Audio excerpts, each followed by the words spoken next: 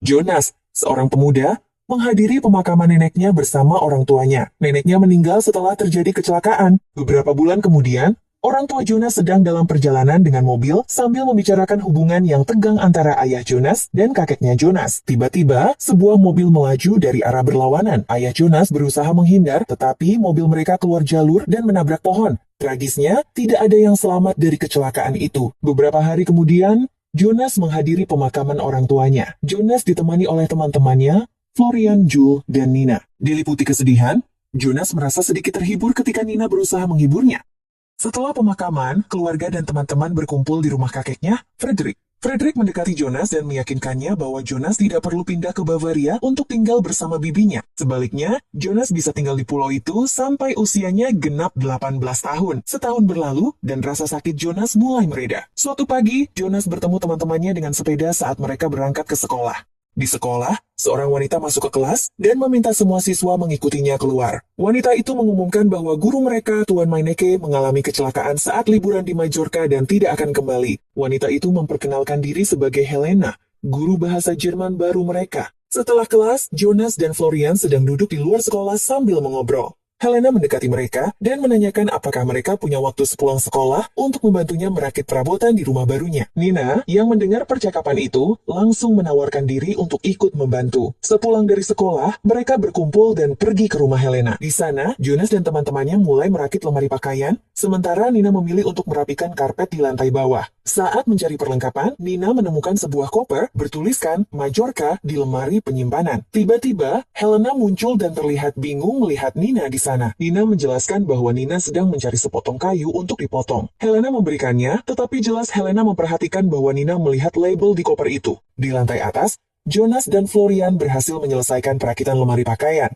Namun, tiba-tiba Nina muncul dengan kaki berdarah akibat luka serius. Florian segera membawanya ke rumah sakit. Setelah semua orang pergi, Helena kembali ke lemari penyimpanan dan merobek label dari koper itu. Malam itu, Helena terlihat duduk di mejanya, dikelilingi foto-foto Jonas. Ternyata, Helena telah menguntit Jonas. Helena kemudian membakar semua foto itu di wastafelnya. Keesokan harinya, Jonas bertemu Helena saat sedang lari pagi di pantai. Mereka berbincang sebentar, berbincang tentang seberapa jauh hubungan Jonas dan Nina. Di sekolah, Helena memberi tugas kepada siswa untuk menulis puisi. Setelah sekolah, Nina mengunjungi Jonas di rumahnya untuk meminta bantuan mengerjakan tugas itu. Di kelas berikutnya, Nina membacakan puisi yang sebenarnya ditulis oleh Jonas. Helena langsung menyadari bahwa puisi itu bukan karya Nina. Helena mempertanyakan Jonas, yang akhirnya mengaku bahwa Jonas yang menulis puisi itu. Helena memuji Jonas dan meminta Jonas untuk menunjukkan lebih banyak karyanya Jonas. Beberapa waktu kemudian, Jonas mencoba mengantarkan sebuah paket ke rumah Helena. Saat Jonas sedang memasukkan hasil puisi yang dibuatnya, Helena melihatnya dan mengajaknya masuk. Beberapa jam kemudian, Helena selesai membaca puisi terbaru Jonas. Saat Jonas menanyakan pendapat Helena tentang puisinya, Helena begitu terharu sampai menangis. Jonas pun menyeka air mata Helena, dan di saat itu, mereka berbagi momen yang berujung pada hal yang penuh makna. Hal itu pun berkembang menjadi sesuatu yang lebih spesial. Keesokan paginya,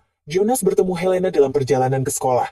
Helena mengatakan padanya bahwa apa yang terjadi antara mereka kemarin adalah sebuah kesalahan. Di tengah perjalanan, mereka berpapasan dengan Nina, yang terkejut melihat mereka bersama. Di kelas, Jule dan Nina memperhatikan tingkah Helena yang terlihat aneh. Setelah kelas, Nina mengaku kepada Jonas bahwa Nina sudah jujur tentang puisi Nina dibuatkan oleh Jonas dan meyakinkannya bahwa Helena sudah tahu hal itu. Kemudian, Nina membantu Jonas membersihkan dan merapikan rumah orang tuanya yang telah meninggal. Saat sedang membersihkan, Jonas teringat pada kehilangannya dan mulai menangis. Nina memeluknya dan mereka berpelukan dengan penuh perasaan. Nina meyakinkan Jonas bahwa Jonas tidak akan kehilangannya seperti Jonas kehilangan orang tuanya. Sehari kemudian, di sekolah diadakan sebuah seminar kecil. Kakek Jonas, Frederick, menjadi pembicara. Dari kejauhan, Frederick melihat Helena, yang sekarang berambut pendek. Frederick terlihat seperti melihat hantu dan akhirnya pingsan. Jonas segera membantunya. Adegan berganti ke rumah Frederick, yang baru saja pulih dari pingsannya. Nina memberitahu Jonas bahwa kakeknya mengenali Helena sebagai pembunuh dari orang tuanya dan neneknya. Jonas bingung dan menolak mempercayainya. Kesal, Nina pun pergi dari rumah. Malam itu, Jonas terbangun di samping Helena.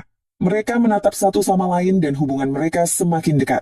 Setelah itu, Helena diam-diam meninggalkan rumah tetapi Nina melihatnya. Curiga, Nina meninggalkan sarapan untuk Jonas di teras rumahnya dan pergi dengan perasaan kesal. Di hari yang sama, Nina dan Jules sedang jogging di pantai. Nina menceritakan pada Jules tentang apa yang Nina lihat pagi itu dan juga kejadian selama seminar. Jules kemudian bercerita bahwa ayahnya pernah memiliki seorang guru yang mirip sekali dengan Helena, bahkan memiliki gaya rambut yang sama. Pagi itu, Jonas sedang bersiap untuk sekolah ketika Frederick mendesaknya untuk tidak pergi. Jonas bertanya apakah ini ada hubungannya dengan Helena, tetapi Frederick dengan cepat mengubah topik. Frederick menyebutkan bahwa Nina melihat Helena keluar dari rumah tadi pagi, dan Jonas bersikeras bahwa itu mungkin hanya imajinasi Frederick. Frederick memberikan Jonas sarapan yang Nina tinggalkan, yang membuat Jonas sadar bahwa Nina memang melihat Helena meninggalkan rumahnya. Di sekolah, Nina mencari-cari buku tahunan lama di perpustakaan. Nina menemukan foto Helena dengan nama lain Maria.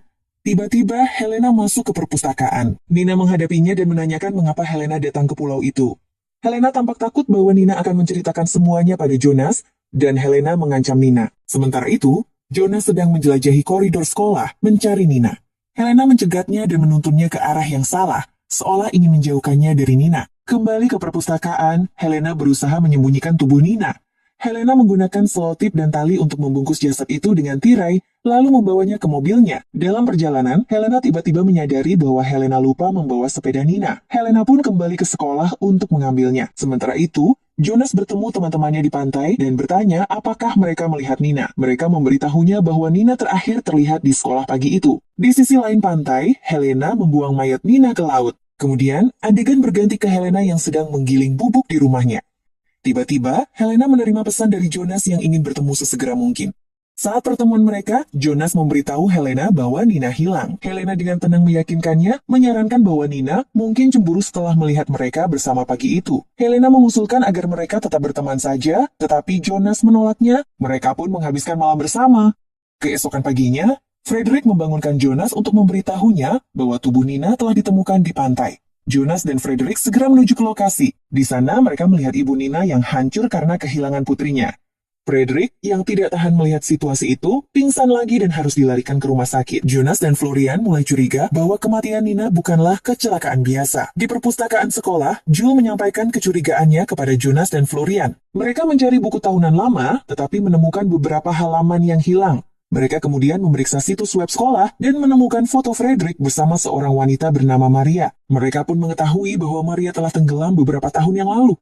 Sementara itu, Helena mengunjungi Frederick di rumah sakit. Frederick menatapnya dengan ngeri saat Helena menuduhnya membunuh ibunya yang bernama Maria. Terungkap bahwa Frederick adalah ayah kandung Helena dan Maria adalah ibunya. Setelah itu, Frederick meninggalkan Helena dan ibunya dulu. Kini, Helena kembali untuk membalas dendam. Helena mengakui bahwa Helena telah melakukan pembunuhan sebelumnya, termasuk kematian Nina, sebagai bagian dari rencananya. Keesokan paginya, Jonas dibangunkan oleh suara para medis yang membawa Frederick pulang ke rumah. Tak lama kemudian, Helena juga muncul. Jonas, yang sekarang sudah tahu rahasia Helena, merasa waspada dan langsung menanyakan apa yang dia lakukan di sana. Jonas pun menanyakan tentang nama ibu Helena. Namun, percakapan mereka terpotong oleh panggilan telepon dari Florian. Helena mendesak Jonas untuk menjawab panggilan itu dan berjanji akan menjelaskan semuanya nanti. Sambil Jonas sibuk dengan telepon, Helena masuk ke dalam rumah untuk menyiapkan kopi. Diam-diam, Helena menambahkan bubuk obat ke dalam cangkir Jonas. Frederick, yang masih sangat lemah, didorong oleh Helena ke dekat jendela dan dipaksa untuk menyaksikan apa yang terjadi selanjutnya. Helena kemudian menyerahkan cangkir kopi itu kepada Jonas. Helena mulai mengungkapkan kebenaran, ibunya dulu berselingkuh dengan Frederick, dan Frederick meninggalkan Helena dan ibunya. Jonas mulai merasakan efek obat dan nyaris pingsan. Dalam keadaan panik, Helena menyeretnya ke danau dan mencoba menenggelamkannya. Namun, dengan sisa tenaga yang dimilikinya, Jonas berhasil melawan. Jonas mengambil jaring kolam dan menyerang Helena, lalu melarikan diri kembali ke rumah. Di sana Jonas menemukan Frederick tergeletak di lantai sambil memegang surat dari Maria, ibu Helena. Tiba-tiba, Helena menerobos masuk ke dalam rumah dan langsung menyerang Jonas. Helena mencoba mencekiknya. Dalam situasi kritis itu, Jonas mengambil pecahan kaca dan menusukkannya ke jantung Helena, mengakhiri hidupnya. Beberapa hari kemudian, Jonas terlihat sedang berada di atas feri. Tiba-tiba, Jonas melihat seorang gadis yang mengenakan jas hujan kuning, mirip dengan yang sering dipakai Helena. Dilanda kepanikan, Jonas mengikuti gadis itu, hanya untuk menyadari bahwa gadis itu hanyalah orang biasa yang tidak ada hubungannya dengan Helena. Lega, Jonas pun menyadari bahwa Jonas akhirnya bisa memulai babak baru dalam hidupnya. Dan disitulah cerita ini berakhir.